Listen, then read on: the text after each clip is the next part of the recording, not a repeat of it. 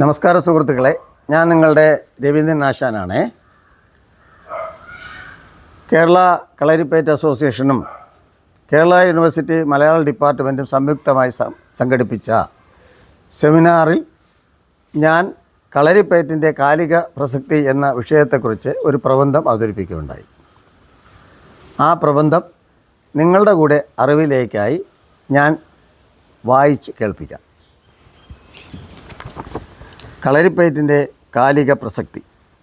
കേരളത്തിൻ്റെ സാമൂഹിക, സാംസ്കാരിക, ആരോഗ്യ, ആയോധന രംഗങ്ങളിൽ ആഴത്തിൽ വേരൂന്നി വളർന്നു വികാസം പ്രാപിച്ചതാണ് ഭാരതത്തിൻ്റെ തനത് ആയോധന വിദ്യയായ കളരിപ്പയറ്റ്. ഇത് ആയോധന വിദ്യയാണോ ആയോധന കലയാണോ എന്നത് തർക്ക വിഷയമാണ്. രംഗബോധമില്ലാത്ത കോമാളികൾ കളരി നാടക ആചാര്യന്മാരായി അരങ്ങ് വാഴുമ്പോൾ അതുല്യമായ ആയോധന വിദ്യ നടനകലയായി മാറിപ്പോകുന്നു. നീരാളികളായ കളരി ആശാൻ നാമധാരികളിൽ നിന്നും കളരിപ്പയറ്റിനെ വീണ്ടെടുത്തേ മതിയാവും. അതിനായി ആഴത്തിലുള്ള ഗവേഷണങ്ങൾ അനിവാര്യമായിരിക്കുന്നു. ഇതുവരെ നടന്നിട്ടുള്ള ചില ഗവേഷണങ്ങളിൽ കളരിപ്പയറ്റ് എന്ന പേര് മാത്രമേ ഉള്ളൂ.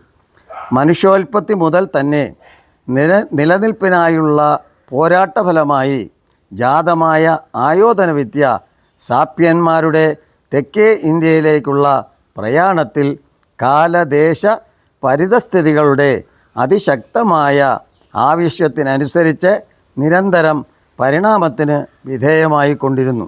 തമിഴകത്തും പിന്നീട് കേരളത്തിലും വച്ച് ഉന്നത നിലവാരമുള്ളതും നാട്യങ്ങളില്ലാത്തതുമായ അടിമുറയെന്നും കളരിയെന്നും ദേശഭേദ വെളിപ്പേരുള്ള ആയോധന വിദ്യയായി മാറി. കളരിക്ക് കളരിപ്പയറ്റ് എന്ന നാമം ലഭിക്കുന്നത് 1935 ശേഷമാണ്. കളരി എന്ന വാക്ക് സംഘകാലകൃതികളിൽ നിലവിലുണ്ടായിരുന്നു. എൻ്റെ തെക്കൻ കളരി വിദ്യ എന്ന ഗ്രന്ഥം നോക്കുക. പയറ്റ് എന്ന വാക്കിൻ്റെ നിഷ്പത്തി പയർച്ചി എന്ന തമിഴ് പദത്തിൽ നിന്നാണെന്നും ഫൈറ്റ് എന്ന ഫ്രഞ്ച് വാക്കിൽ നിന്നാണെന്നും അഭിപ്രായ ഭേദമുണ്ട്. വാക്കുകൾ എന്തിൽ നിന്നുണ്ടായാലും യുദ്ധം ചെയ്യുക എന്നതാണ് അർത്ഥം. ഫൈറ്റർ എന്നാൽ യോദ്ധാവാണ്. കാലാന്തരത്തിൽ കളരിക്ക് കാലദേശ ഭേദമനുസരിച്ച് തെക്കൻ, വടക്കൻ, തുളുനാടൻ തുടങ്ങിയ ശൈലീഭേദങ്ങളുണ്ടായി.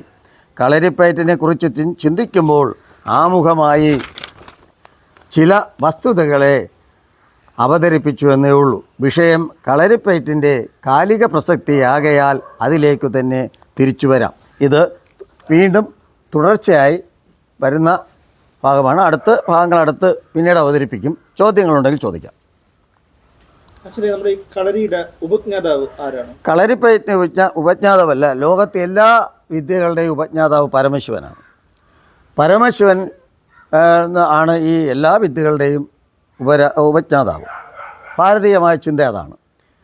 അതേസമയം ഇത് ജനകീയമാക്കിയതും ജനനന്മയ്ക്ക് വേണ്ടി ജനങ്ങളുടെ ഇടയിൽ അവതരിപ്പിച്ചതും അഗസ്ത്യമുനിയാണ്. വേറെ ഒരാളിനും കളരിപ്പയറ്റിന് എൻ്റെ ഉൽപ്പത്തിയെക്കുറിച്ചോ അതിൻ്റെ ആരംഭത്തെക്കുറിച്ചോ ഒരു അവകാശവാദം ഉന്നയിക്കാൻ നിവൃത്തിയില്ല. അഗസ്ത്യമുനി തന്നെയാണ്. അച്ഛനെ കളരിപ്പയറ്റ് ആയോധന വിദ്യയാണോ ആയോധന കലയാണോ? ശരിയായി പറഞ്ഞാൽ കളരിപ്പയറ്റ് എന്നത് ആയോധന വിദ്യയാണ്. നമ്മളിനി പറയുമ്പോൾ ആയോധന വിദ്യ എന്നേ പറയാവൂ. പിന്നെ ഈ ധനമോഹികളായ കുറേ ആൾക്കാർ, അവരാണ് ഞാൻ പറഞ്ഞത്, അവർ രംഗബോധമില്ലാത്തവരാണ്. അവർ ഇതിനെ നാടകമായും സിനിമയായും ഇതിൻ്റെ മാംസള ഭാഗങ്ങൾ മാത്രം എടുത്ത് ജനങ്ങളെ അവതരിപ്പിച്ചും ജനങ്ങളെ കബളിപ്പിച്ചുകൊണ്ടിരിക്കുന്ന കളരിപ്പയറ്റ് പ്രദർശനങ്ങളാണ് നമ്മൾ കാണുന്നത്. അത് അവർക്ക് കലയാണ്. യഥാർത്ഥത്തിൽ കളരിപ്പയറ്റ് ഒരു ആയോധന വിദ്യയാണ്. അച്ഛനെ, കേരളത്തിൻ്റെ തനത് ആയോധന വിദ്യയാണോ കളരിപ്പയറ്റ്? ഒട്ടുമേ അല്ല. കേരളത്തിൻ്റെ തനത് ആയോധന വിദ്യയല്ല കളരിപ്പയറ്റ്. ഭാരതത്തിൻ്റെ എന്ന് വേണമെങ്കിൽ നമുക്ക് പറയാം. ഭാരതത്തിൻ്റെ ആയോധന വിദ്യയാണ് കളരിപ്പയറ്റ് എന്ന് പറയാം. ഖാരപ്പയിൽ ആണിത് ഈ കാണുന്ന രീതിയിലുള്ള കളരിപ്പയറ്റ് വളർന്നു തുടങ്ങിയത്. അതേസമയം ഇതിൻ്റെ വേരുകൾ അന്വേഷിച്ച് നമ്മൾ ആഫ്രിക്കയിലേക്ക് പോകണം. സാപ്യന്മാരുടെ ഉൽപ്പത്തിയോളം ഇതിന് പഴക്കമുണ്ട് എന്ന് മാത്രമല്ല, ലോകത്ത് ഏത് ജീവി ജനിച്ച് വളരണമെങ്കിലും അവന് അതിജീവന വിദ്യ അനിവാര്യമായിരുന്നു.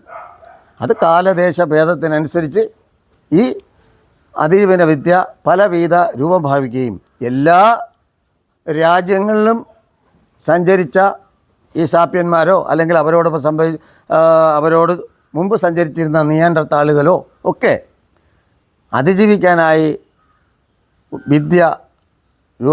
ആയോധന വിദ്യ രൂപം കൊടുത്തിരുന്നു. അതിനനുസരിച്ച് സാപ്യന്മാരുടേത് കുറച്ച് ബുദ്ധിപൂർവമായിട്ടുള്ള ബുദ്ധിയിൽ മുൻപന്തിയിൽ നിന്ന സാപ്യന്മാരാണ്. എല്ലാ രാജ്യങ്ങളിലും അവരുടേതായ ആയോധന വിദ്യ ഉണ്ടായിരുന്നു.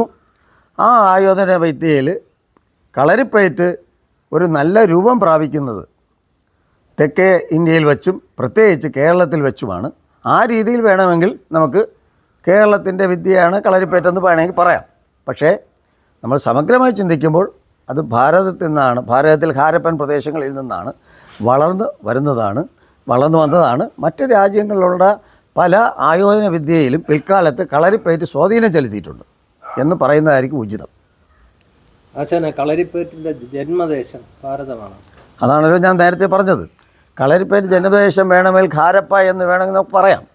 പക്ഷേ ഞാൻ നേരത്തെ പറഞ്ഞല്ലോ, അത് തന്നെയാണ് ഇവിടെ ആൻസർ. കളരിപ്പയറ്റ് ഇതുപോലെ നമ്മുടെ ഈ സാപ്യന്മാർ അവർ അതിജീവന വിദ്യയുടെ ഫലമായിട്ട് ആഹാരം തേടാനും മൃഗങ്ങളിൽ നിന്ന് ആക്രമണത്തിൽ നിന്ന് രക്ഷിക്കാനും മറ്റുള്ള വർഗ്ഗക്കാരിൽ നിന്നും രക്ഷ നേടാനുമൊക്കെ അവരോരോരോ ആയോധന വിദ്യയ്ക്ക് രൂപം കൊടുക്കുകയുണ്ടായി.